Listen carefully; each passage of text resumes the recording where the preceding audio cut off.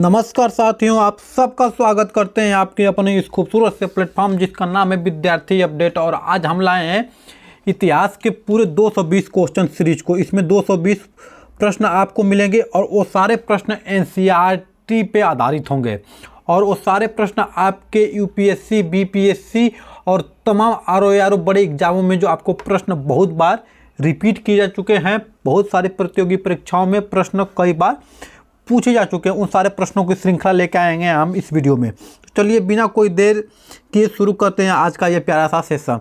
तो पहला हमारा प्रश्न है कि इतिहास का पिता किसे कहा जाता है। तो इतिहास का पिता कहते हैं हम किसे? हेरोडोटस को इतिहास का पिता हम कहते हैं।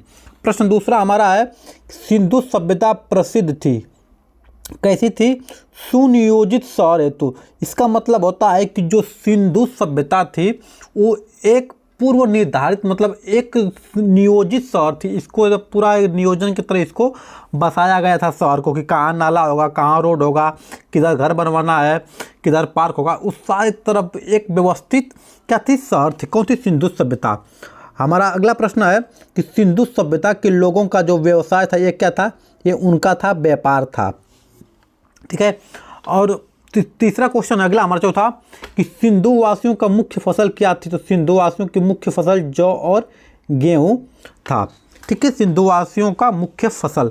अगला हमारा क्वेश्चन है कि हड़प्पा सभ्यता के बारे में जानकारी दी, किसने जानकारी दी? तो चार्ल्स मेसन 1825 में हड़प्पा सभ्यता के बारे में जानकारी दी। अगला हमारा प्रश्न, मोहनजोदड़ो एवं हड़प्पा की खुदाई के प्रभारी कौन थे? तो ये थे सर जॉन मार्शल।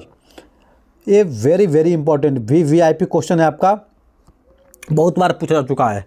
अगला हमारा प्रश्न है कि हड़प्पा की सभ्यता थी, कैसी सभ्यता थी? कांस्ययुगीन। कांस्ययुग की सभ्यता मतलब कि उसमें कांस्य की धातु का बहुत अच्छे लेवल पे यूज किया जाता था। अगला हमारा प्रश्न है, सिंधु सभ्यता की जो लिपि थी कैसी लिपि थी? भाव चित्रात्मक, मतलब कि जो लिखा गया था उसमें किसी न किसी का भाव दिखता था। जैसे मान लीजिए कि वहाँ कुछ ऐसी मोहरें मिली जिसमें क्या होती? प्रकृति की पूजा होती थी, मतलब कि जो मोहरें थी उस पर पेड़ पौधे बनाए गए थे। इसका मतलब क्या? वो प्रकृति से लगाव रखते थे। ठीक है, तो उनके जो चित्र थे, जो लिपि थी, उसको देखकर उनके अंदर का भाव, इमोशन को क्या हम समझ सकते थे। ऐसी सभ्यता थी किसकी? सिंधु सभ्यता की, भाव चित्रात्मक। ठीक है। अगला हमारा प्रश्न है कि मिस्र के राजा कहलाते थे, मिस्र के राजा फराओ कहलाते थे। ठीक है। अगला हमारा प्रश्न देखते हैं। अगला हमारा प्रश्न है कि खरोष्टी लिपि लिखी जाती थी, कैसे? दाएं से बाएं खरोष्टी लिपि लिखी जाती है। आप बताएंगे देवनागरी लिपि कैसे लिखी जाती है, इसका आप कमेंट करके बताएं। ठीक है। अगला हमारा कौन? स्वास्तिक चिन्ह देन है। स्वास्तिक चिन्ह कहाँ से मिला हमें? सिंधु सभ्यता की देन स्वास्तिक चिन्ह। स्वास्तिक चिन्ह क्या होता है? देखिए, स्वास्तिक चिन्ह ऐसे होते हैं जो अक्सर पूजा पाठ पे क्या है, ऐसे चिन्ह, इसी को हम कहते हैं स्वास्तिक चिन्ह। अगला हमारा प्रश्न, आदि मानव ने सर्वप्रथम सीखा था, क्या सीखा? सर्वप्रथम आग जलाना सीखा था। कैसे सीखा था? पत्थर के टकराव से उन्होंने आग जलाना सीखा था आदि मानव। अगला हमारा प्रश्न, आग का आविष्कार कब हुआ था? तो आग का जो आविष्कार हुआ था तो हमारा पूरा पाषाण काल में आग का आविष्कार हुआ था। ठीक है। अगला हमारा प्रश्न देखते हैं कि सबसे पहले पालतू जानवर किसे बनाए थे? जो सिंधुवासी से सबसे पहले किस जानवर को पालतू बनाया था? तो कुत्ता को पालतू बनाया था। और आज भी हम कुत्ते को क्या पालतू जानवर बनाते हैं। अगला हमारा प्रश्न है, सिंधु सभ्यता थी, कैसी थी? आद्य ऐतिहासिक काल की। सिंधु सभ्यता कैसे? आद्य ऐतिहासिक काल की। ठीक है। अगला प्रश्न है कि हड़प्पा स्थित है किस पे? रावी नदी के। रावी नदी कहाँ है? रावी नदी आपके है उत्तर पश्चिम में, उत्तर पश्चिम जम्मू कश्मीर से निकलते हैं, पाकिस्तान में चली जाती है रावी नदी।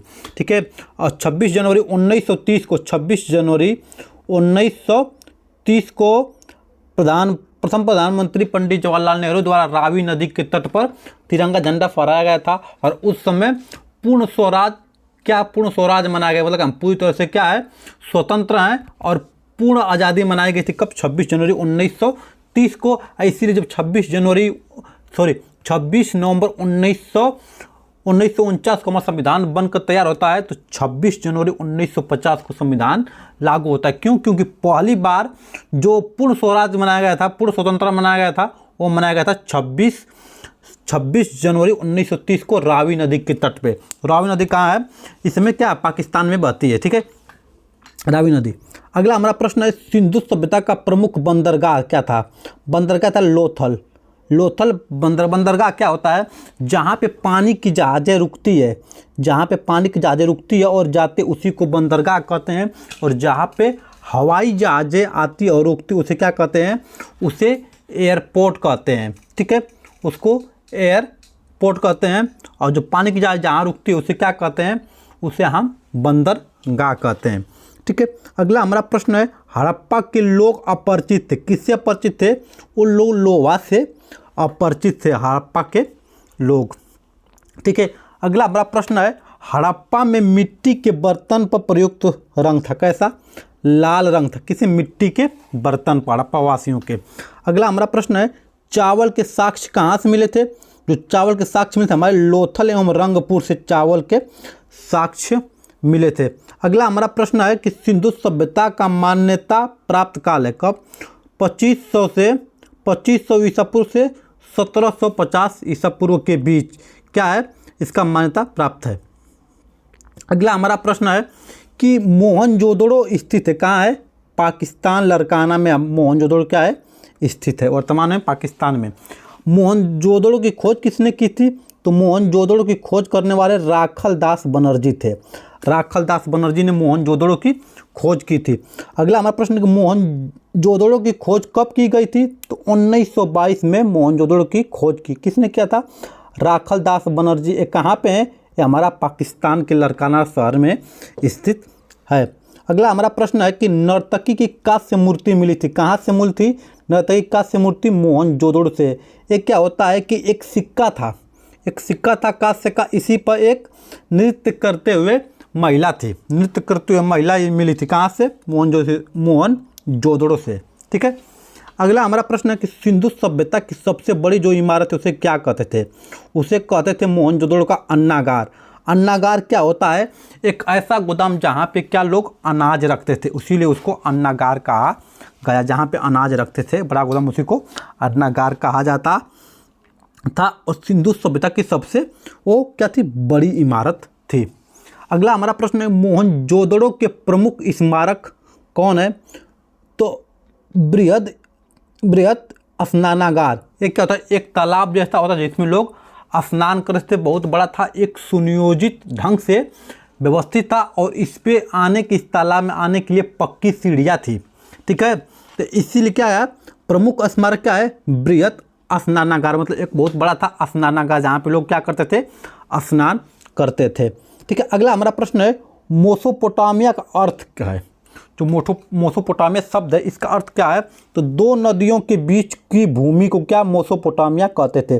और अब क्या कहते हैं? अब दो नदियों के बीच की भूमि को दोआब कहते हैं, ठीक है।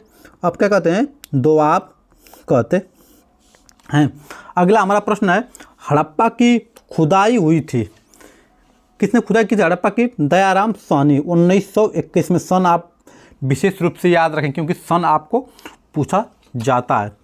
सिंधु घाटी के लोगों ने पूजा किसी करती थी? ये लोग मातृ देवी की पूजा करते थे। मातृ देवी यानी कि प्रकृति की पूजा करने वाले थे। अब पुराणों की संख्या कितनी है? तो टोटल 18 पुराण है। और सबसे पुराना जो पुराण है वो है मत्स्य पुराण। मत्स्य पुराण क्या है? सबसे पुराना हमारा क्या है? पुराण है, ठीक है। अगला हमारा प्रश्न है कि पुराणों की रचना कब हुई थी? तो एक गुप्त काल में हुई थी पुराणों की रचना। सबसे प्राचीन पुराण अभी बताएं आपको, सबसे प्राचीन जो पुराण है पुराना ये है हमारा मत्स्य पुराण, सबसे प्राचीन पुराण है। अब पुराणों के रचयिता कौन किए थे? तो पुराणों की रचना करने वाले लोमहर्षा उग्रसर्वा, लोमहर्ष एवं उग्रसर्वा ने क्या की थी? पुराणों की रचना की थी। अब देखते हैं वेदों और वेदांगों की संख्या। तो वेद कितने? हमारे 4 वेद हैं और वेदांग कितने हैं? हमारे 6 वेद। सबसे जो पुराना वेद है वो है हमारा ऋग वेद। ऋग वेद क्या है? सबसे पुराना वेद है। अब बात करते हैं उपनिषद। उपनिषद की संख्या कितनी है? तो उपनिषद की संख्या क्या है? 108 है। उपनिषद का मतलब होता है कि गुरु के समीप बैठकर शिक्षा ग्रहण करना क्या उपनिषद है। इसकी संख्या कितनी है 108 है। अगला हमारा प्रश्न है पुराणों का अध्ययन करने वाला प्रथम मुसलमान कौन था। तो अल बरूनी जो था इन्होंने पुराणों का अध्ययन किया था। ठीक है। अगला हमारा प्रश्न है उपनिषद का विषय वस्तु क्या है।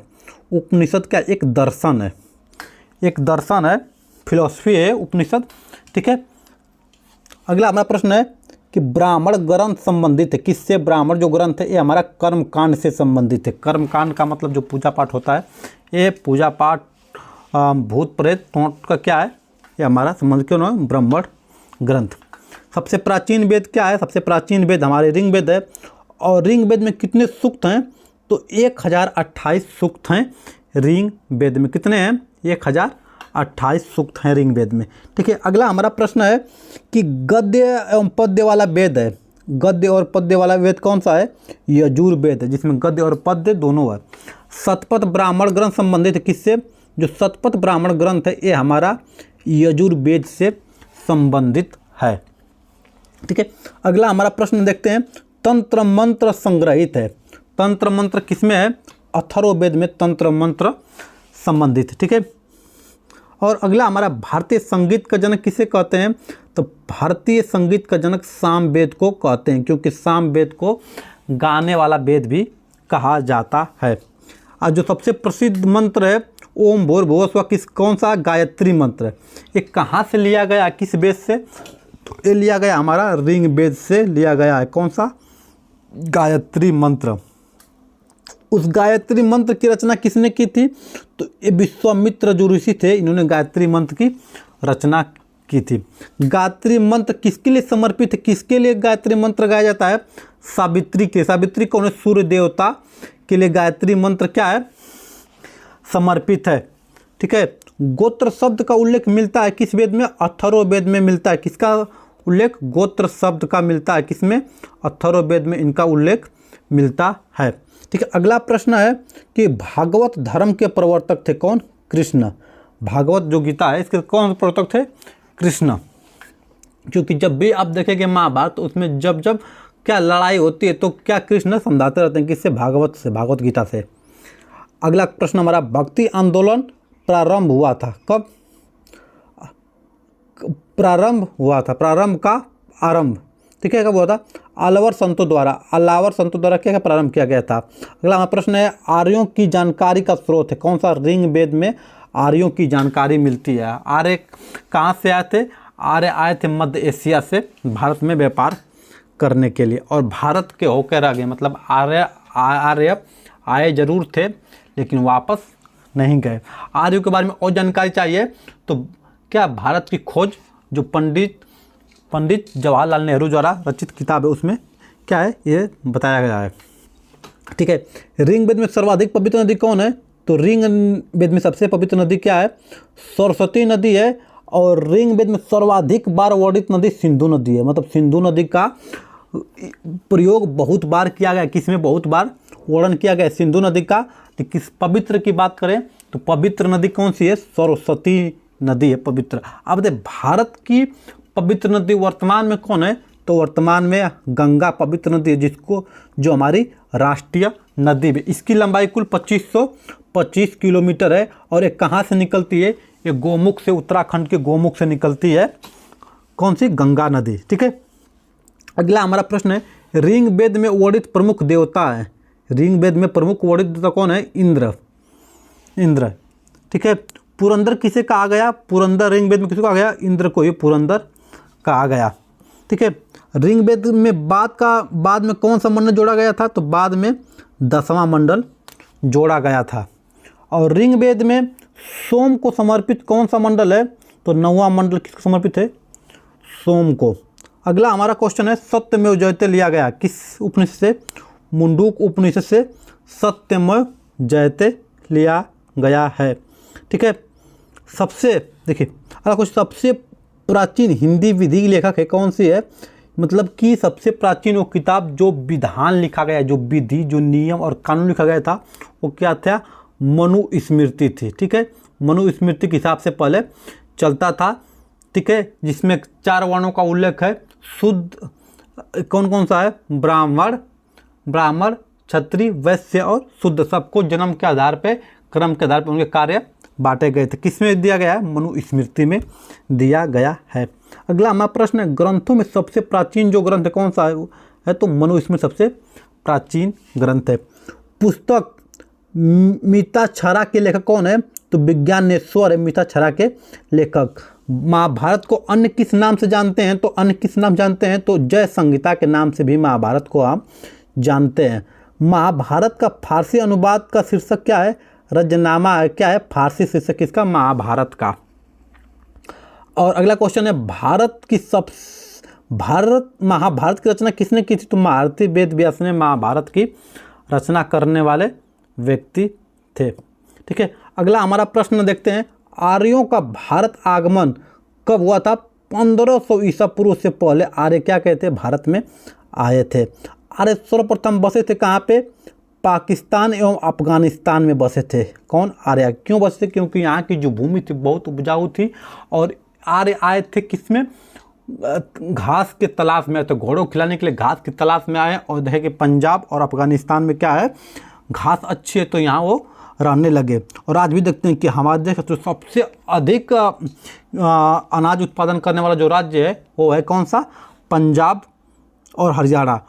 और आज जो एमएसपी के लिए किसान आंदोलन कर रहे हैं, कहाँ के कर रहे हैं, तो पंजाब और हरियाणा के कर रहे हैं। चलिए अगला प्रश्न देखते हैं, आर्य लोग आए थे कहाँ से, मध्य एशिया से, जो आपको बता चुके हैं कि आर्य कहाँ से आए थे, मध्य एशिया से आर्य आए थे। शून्यवाद के प्रतिपादक कौन थे, शून्यवाद के प्रतिपादक थे नागार्जुन, शून्यवाद के प्रतिपादक थे। चलिए अब आते हैं बौद्ध धर्म के बारे में।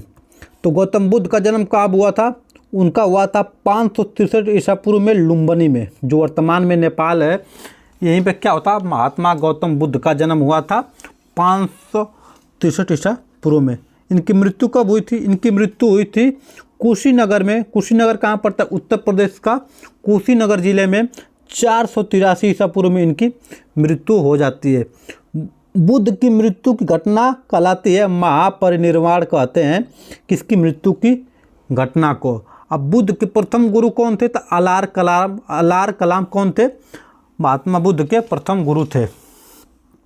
बुद्ध द्वारा गृह त्याग की घटना कहलाई बौद्ध धर्म में महाविनिष्क्रमण, कहलाई बौद्ध धर्म में गृह त्यागने की घटना। अगला हमारा क्वेश्चन है, बुद्ध का प्रथम प्रवचन कहलाता है धर्म चक्र परिवर्तन, कहलाता है प्रथम प्रवचन। उन्होंने अपना प्रथम उपदेश कहाँ दिया था, सारनाथ में दिया था, जो पुराना नाम था ऋषि पत्तनम। ठीक है, सारनाथ में दिया था 5 ब्राह्मणों को। आज भी जाएंगे सारनाथ में, तो जहाँ गौतम बुद्ध जी जिस पेड़ के नीचे उनको उपदेश दे रहे थे, वो पेड़ भी बनाया गया, उनकी वैसी मूर्तियाँ भी सारनाथ में बनाई गई है। आप उसको जाके वहाँ देख सकते हैं, अच्छे से समझ सकते हैं। चलिए, बुद्ध अपना उपदेश दिए सारनाथ में, और बुद्ध ने उपदेश दिया था किस भाषा में, पाली भाषा में, जो उस समय के लोगों की क्या थी, बोलचाल की भाषा थी। बुद्ध ने सर्वाधिक उपदेश दिए थे कहाँ पे, श्रावस्ती में सबसे अधिक उपदेश दिए थे। अगला हमारा प्रश्न है कि बुद्ध धर्म के त्रिरत्न कौन थे, बुद्ध, धम्म और संघ, इसके 3 रत्न थे। कौन, बुद्ध, धम्म और संघ। चलिए बौद्ध धर्म की बात करते हैं, तो बौद्ध धर्म ग्रहण करने वाली प्रथम महिला कौन थी, तो प्रजापति गौतमी, यानी कि उनकी मौसी थी जो प्रथम महिला थी बौद्ध धर्म ग्रहण करने वाले, महाप्रजापति गौतमी, जो उनकी मौसी थी। जब उनकी मृत्यु हो जाती है उनके जन्म के 7वें दिन बाद, तब इनका पालन पोषण इनकी मौसी करती है। ठीक है, जिनका नाम था पोता प्रजापति गौतमी। और वही जो महिला है, उन्होंने पहली महिला थी जिन्होंने बौद्ध धर्म ग्रहण किया था। अगला हमारा प्रश्न है, प्रथम बौद्ध संगीति हुई थी किसके शासनकाल में, तो अजातशत्रु के शासनकाल में प्रथम बौद्ध संगीति हुई थी। कब हुई थी प्रथम बौद्ध संगीति, हुई थी 483 ईसा पूर्व में। द्वितीय बौद्ध संगीति कब हुई थी, 383 ईसा पूर्व में। और तृतीय बौद्ध संगीति हुई थी 251 ईसा पूर्व में। और चौथी बौद्ध संगीति हुई थी कब, प्रथम शताब्दी में। ठीक है, ये 4 बौद्ध संगीतियाँ हुई थी। और बौद्ध धर्म जो पूर्व जन्म को आधारित कथा है उसे जातक कथा कहते हैं, जो बुद्ध के पूर्व जन्म पर आधारित है। कौन सी, कौन कथा, जातक कथा।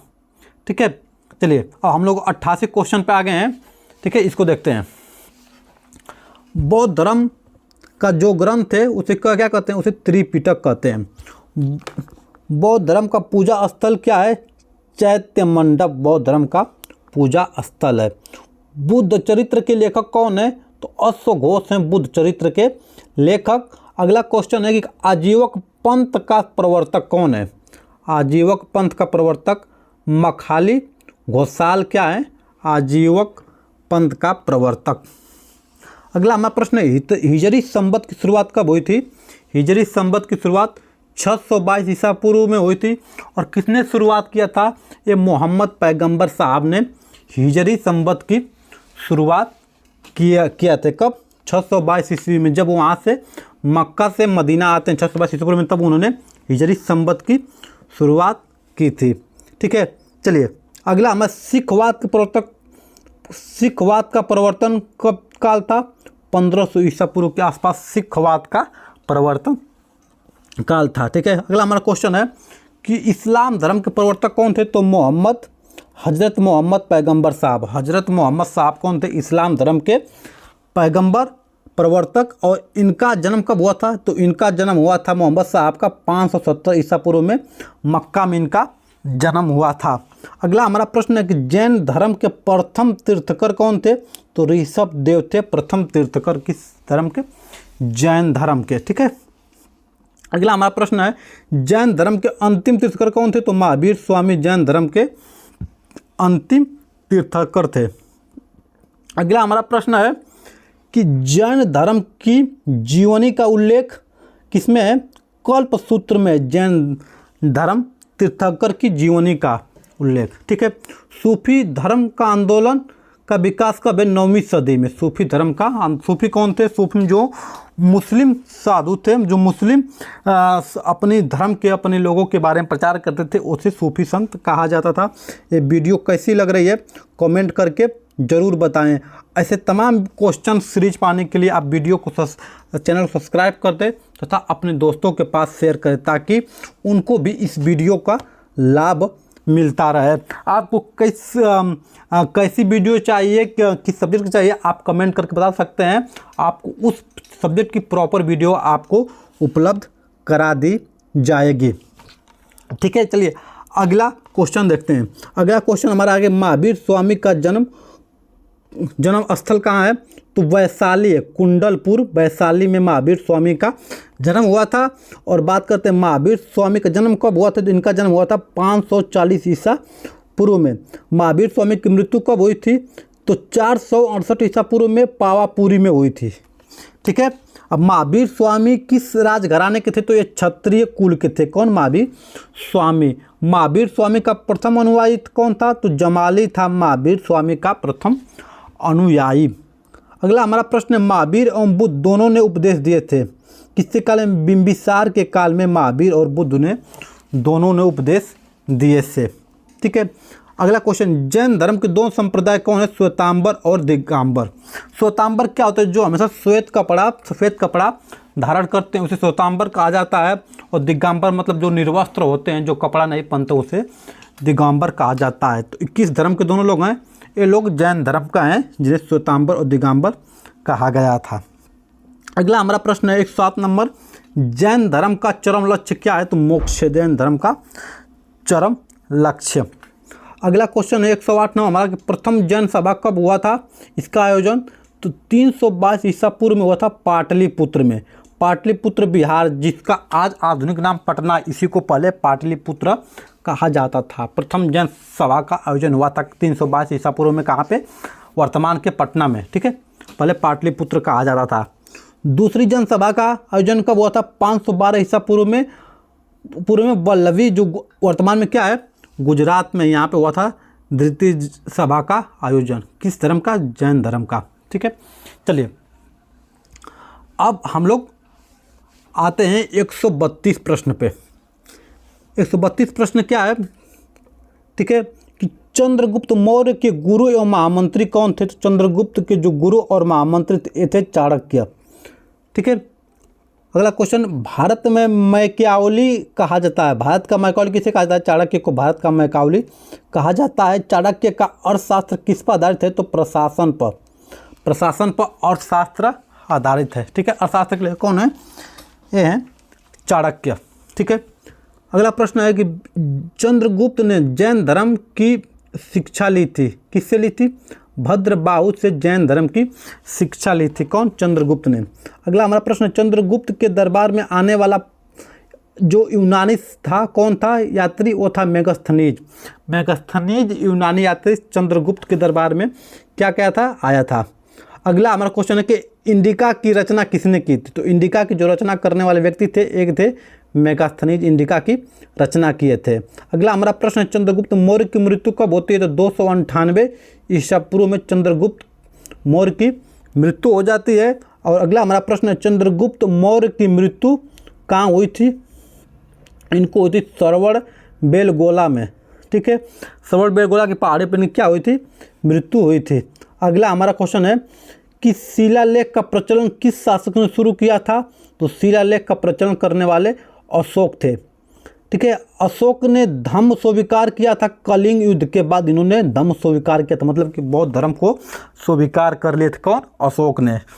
अगला हमारा क्वेश्चन है, कलिंग का युद्ध कब हुआ था? तो 261 ईसा पूर्व में कलिंग का युद्ध हुआ था। और कलिंग के युद्ध में इतने नरसंहार हुए, इतने लोगों की लाशें गिर गई कि जिसको देखकर अशोक का हृदय द्रवित हो जाता है और उन्होंने तय कर लिया कि आज के बाद हम तलवार नहीं उठाएंगे। और वहीं पर उन्होंने क्या किया? बौद्ध धर्म की दीक्षा लेकर बौद्ध धर्म स्वीकार कर लिए थे। तो कलिंग के बाद स्वीकार किए थे कौन? अशोक ने बौद्ध धर्म को। अगला हमारा क्वेश्चन है, बौद्ध धर्म का प्रचार के लिए श्रीलंका भेजा था कितना? महेंद्र और संघमित्रा को, अपने दोनों पुत्र और पुत्रियों को भेजे थे। कहाँ पे? श्रीलंका में प्रचार करने के महेंद्र और संघमित्रा। कौन? अशोक ने। अशोक का राज्याभिषेक कब हुआ था? 269 ईसा पूर्व में अशोक का क्या हुआ था? राजाभिषेक हुआ था। अगला हमारा प्रश्न है कि अशोक का सबसे लंबा स्तंभ कौन सा? 7वां स्तंभ क्या है? सबसे लंबा स्तंभ है।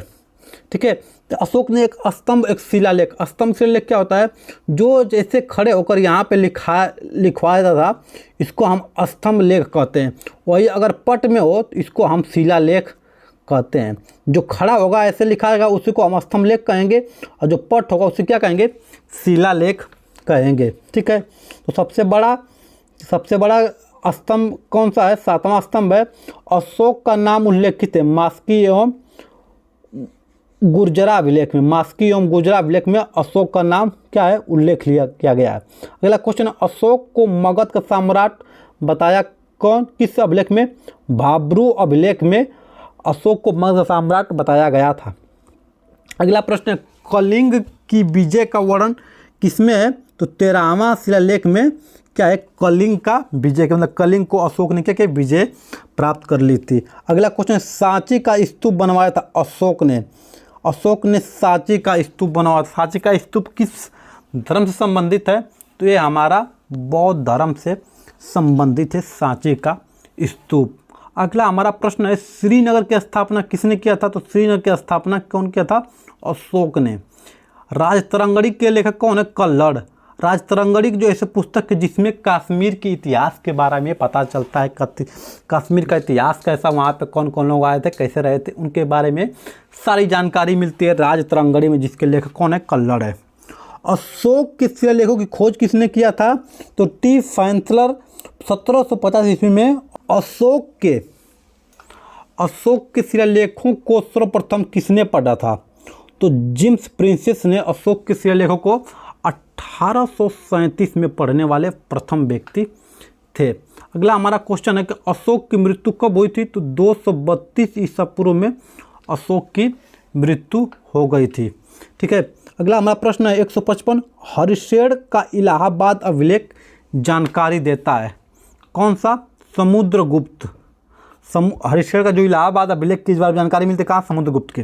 ठीक है, अगला हमारा प्रश्न है, मौर्य वंश का अंतिम शासक कौन था? बृहद्रथ था मौर्य वंश का अंतिम शासक। और कौन इनकी हत्या करने वाले थे? पुष्यमित्र शुंग ने इनकी हत्या करके शुंग वंश की स्थापना कर दी थी। ठीक है, तो शुंग वंश का नियम किसने नींव डाली थी?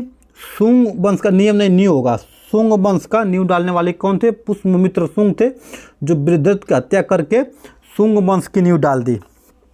अगला हमारा प्रश्न है,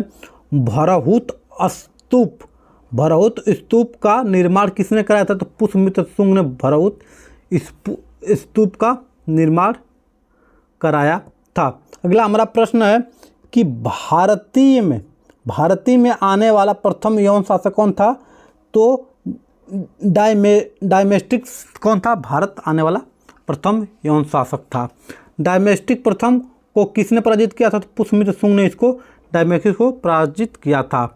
पुष्यमित्र शुंग ने अश्वमेध युग कराए थे। कितने? 2 अश्वमेध यज्ञ कराए थे। अश्वमेध यज्ञ क्या होता है? अश्वमेध यज्ञ होता है कि एक युग में घोड़ा छोड़ा जाता है और उस घोड़े को जो राजा पकड़ लेता था, तो जो राजा छोड़ा था जाकर उनसे लड़ाई करता था। अगर कोई नहीं पकड़ता है तो ऐसा माना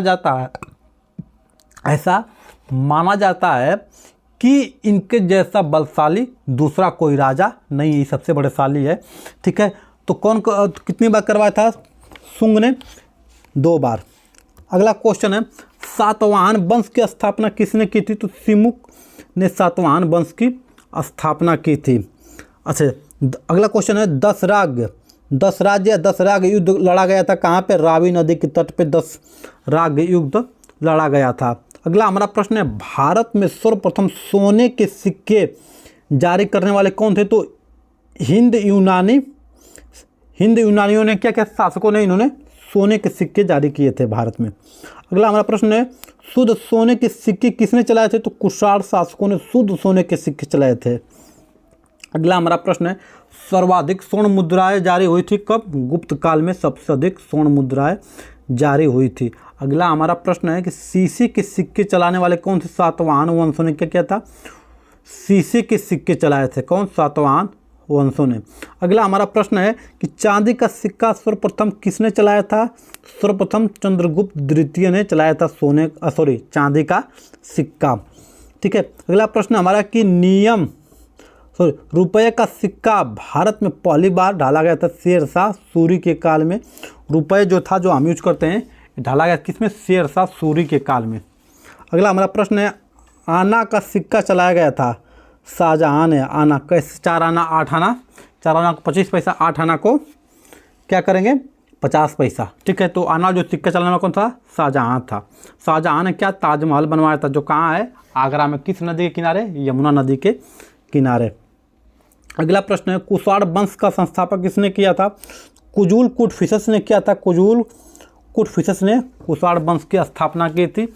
और अगला प्रश्न हमारा, बुद्ध की खड़ी प्रतिमा बनी है किसमें? कुषाण काल में बुद्ध की खड़ी प्रतिमा बनाई गई है। बुद्ध की खड़ी प्रतिमा कहाँ आपको देखने को मिलेगी? तो ये आपको मिल जाएगी सारनाथ में जाएंगे तो बुद्ध की खड़ी हुई प्रतिमा आपको देखने को मिल जाएगी। अगला प्रश्न है, कुषाण वंश का प्रसिद्ध शासक कौन था? तो कनिष्क कुषाण वंश का प्रसिद्ध शासक था, जो बौद्ध धर्म का अनुयायी था। प्रश्न नंबर 174 इसमें चले देखते हैं। कनिष्क की पहली राजधानी कहाँ थी? तो कनिष्क की पहली राजधानी पुरुषपुर थी। दूसरा क्वेश्चन, कनिष्क की दूसरी राजधानी कहाँ थी? तो कनिष्क की दूसरी राजधानी मथुरा थी। और अगला क्वेश्चन है, शक संवत चलाया था कनिष्क ने कब? 78 ईसा पूर्व में। 78 ईस्वी में क्या चलाया था? शक संवत चलाया था। अगला हमारा प्रश्न है, मूर्तियों का निर्माण हुआ था किस काल में? कुषाण काल में मूर्तियों का निर्माण हुआ था। अगला हमारा प्रश्न है, मंदिरों का निर्माण हुआ था किस काल में? गुप्त काल में मंदिरों का निर्माण शुरू हो गया था। और गुप्त वंश के संस्थापक कौन थे? तो गुप्त वंश संस्थापक श्रीगुप्त थे। अगला हमारा प्रश्न है, मंदिर की विमान शैली का प्रचलन किसमें था? चोल शासन में था मंदिर की विमान शैली का प्रचलन। और अगला दशमलव प्रणाली का जन्म हुआ था गुप्त काल में। जो हम दशमलव का सवाल पढ़ते हैं, इसका प्रचलन कब हुआ था? गुप्त काल में। ठीक है, अगला प्रश्न, राष्ट्रीय पंचांग आधारित है शक संवत पर। शक संवत कौन सा राष्ट्रीय पंचांग है? जो कैलेंडर शक संवत पर। ठीक है, जिसको हम ईस्वी बोलते हैं। सिल्क मार्ग का निर्माण करवा। सिल्क मतलब क्या होता है? सिल्क मतलब रेशम मार्ग का जो निर्माण कराने वाला कौन था? कनिष्क था। अगला क्वेश्चन है, कुषाण वंश का अंतिम शासक कौन था? तो कुषाण वंश का अंतिम शासक वासुदेव कुषाण वंश का अंतिम शासक था। अगला हमारा प्रश्न है, गुप्त वंश की जानकारी कहाँ मिलती है? तो गुप्त वंश की जानकारी मिलती है हमें वायु पुराण से गुप्त वंश की बारे में जानकारी मिलती है। अगला प्रश्न है, भारत का नेपोलियन किसे कहा जाता है? तो भारत का नेपोलियन चंद्रगुप्त कहलाता है। समुद्रगुप्त को भारत का नेपोलियन कहा जाता है। अगला हमारा प्रश्न है, सिक्कों पर बीड़ा बजाते दर्शाया गया किसको? जो सिक्के हैं उस पर बीड़ा बजाते हुए समुद्रगुप्त को दर्शाया गया था। समुद्रगुप्त को सिक्कों पर बीड़ा बजाते हुए दर्शाया गया था। अगला प्रश्न हमारा, भारत का बिस्मार्क कहलाता है कौन? भारत का बिस्मार्क कहते हैं हम सरदार वल्लभ भाई पटेल को, इन्हें भारत का बिस्मार्क कहते हैं। अगला क्वेश्चन है, भारत का आइंस्टीन किसे कहते हैं? तो भारत का आइंस्टीन कहते हैं हम नागार्जुन को भारत का आइंस्टीन कहते हैं। और भारत का मिल्टन किसे कहते हैं? भारत का मिल्टन हम कहते हैं अश्वघोष को भारत का मिल्टन कहते हैं। चलिए फिर अगला क्वेश्चन देखते हैं कि ईरान का नेपोलियन किसे कहते हैं? तो नादिर शाह को ईरान का नेपोलियन कहते हैं और भारत का नेपोलियन समुद्रगुप्त को कहा जाता है। अगला क्वेश्चन है, समुद्रगुप्त का दरबारी कवि कौन था? तो समुद्रगुप्त का दरबारी कवि हरिशेर था। अगला प्रश्न हमारा है कि चीनी यात्री फाहियान भारत आया था। भारत कब आया था? चंद्रगुप्त द्वितीय के शासनकाल में फाहियान भारत आया था। अगला प्रश्न है, चंद्रगुप्त तृतीय ने दूसरी राजधानी बनाई थी। दूसरी राजधानी कहाँ बनाई थी? उज्जैन को दूसरी राजधानी बनाई थी। अगला हमारा प्रश्न है, 195 विक्रम संवत की शुरुआत कब हुआ था? तो 58 ईस्वी में कब हुआ था विक्रम संवत की शुरुआत? चलिए अगला क्वेश्चन देखते हैं कि गुप्तकालीन चांदी का सिक्का क्या कहते हैं? रूपक। और गुप्तकालीन जो सोने का सिक्का था उसे हम दिनार कहते थे। ठीक है। और नालंदा विश्वविद्यालय के संस्थापक कौन थे? नालंदा विश्वविद्यालय के संस्थापक कुमार गुप्त थे। और नालंदा विश्वविद्यालय को ध्वस्त करने वाला कौन था? तो ये बख्तियार खिलजी ने नालंदा विश्वविद्यालय को ध्वस्त कर दिया था। और विक्रमशिला विश्वविद्यालय की स्थापना किसने की? तो धर्मपाल ने विक्रमशिला की स्थापना की थी, नालंदा की कुमारगुप्त ने। ठीक है। अगला क्वेश्चन है 201। 200 क्वेश्चन हम पार कर चुके हैं। और कैसी लग रही है वीडियो कमेंट करके ज़रूर बताएं। पूरे इतिहास को कवर किया गया है इस वीडियो में। और ऐसे आपको जिस टॉपिक का वीडियो चाहिए आप वो कमेंट करके बताइए, आप उस टॉपिक पर बेहतरीन वीडियो आपके लिए बनाया जाएगा। इस वीडियो उन प्रतियोगी परीक्षार्थियों के लिए भी शेयर कीजिए जो प्रतियोगी तैयारी करते हैं, प्रतियोगी परीक्षाओं की, जैसे ALP हुआ, BPSC हुआ, ठीक है, JBT हुआ, ठीक है। उन परीक्षाओं में यहाँ से प्रश्न आपके भर भर के पूछे जाते हैं। और यहाँ से प्रश्न आपको इस वीडियो में 100% गारंटी है कि इस वीडियो से आपके प्रश्न वहाँ के मिलेंगे, क्योंकि पूरे प्राचीन इतिहास को कवर करने की कोशिश की गई है इस वीडियो में। ठीक है। चलिए अगला हमारा प्रश्न है, अगला देखते हैं 201। एक क्या महरौली में स्थित लौह स्तंभ बनवाया था कौन? समुद्रगुप्त द्वितीय ने महरौली का जो लौह स्तंभ है इन्होंने बनवाया था। अगला क्वेश्चन है 202। गंगईकोट कहा जाता है किसे? राजेंद्र प्रथम को गंगईकोट कहा जाता है। और गुप्त काल की जो राजकीय भाषा थी वो क्या थी? गुप्त काल की राजकीय भाषा संस्कृत थी। और हमारे देश की जो राजकीय भाषा है ये क्या है? राज्य भाषा। ये हमारी राज्य भाषा हिंदी है। तो हमारे देश की राष्ट्र भाषा क्या है दोस्त? तो राष्ट्र भाषा अभी तक कोई डिसाइड नहीं हुआ कोई राष्ट्र भाषा है, तो लेकिन राज्य भाषा है वो हिंदी है। ठीक है। अगला प्रश्न है, गुप्त काल की राजकीय भाषा संस्कृत है। और अगला क्वेश्चन है, भारतीय इतिहास का स्वर्ण युग किसे कहा जाता है? तो स्वर्ण युग गुप्त काल को कहा जाता है, क्योंकि गुप्त काल में भारत का बहुत विकास हुआ था। अगला प्रश्न है, गुप्त वंश का अंतिम शासक कौन था? तो विष्णुगुप्त था गुप्त वंश का अंतिम शासक। ठीक है। अब अगला क्वेश्चन है, वर्धन साम्राज्य की संस्थापक कौन था? तो वर्धन साम्राज्य के संस्थापक पुष्यभूति था। पुष्यभूति वर्धन साम्राज्य का क्या था? संस्थापक। पुष्यभूति वंश का संस्थापक था, पुष्यभूति वंश का संस्थापक था। ठीक है। उन्होंने पुष्यभूति वंश का स्थापना किया था। अगला है, हर्षवर्धन ने राजधानी थानेश्वर स्थापित की कहाँ? उज्जैन। उज्जैन से कहाँ के? स्थानेश्वर। अगला प्रश्न है, भूमि देने की सामंती प्रथा शुरू की किसने? हर्षवर्धन ने भूमि देने की सामंती प्रथा शुरू कर दी थी। अगला क्वेश्चन है, वेनसांग भारत आया था, कब आया था? हर्षवर्धन के काल में वेनसांग भारत आया था।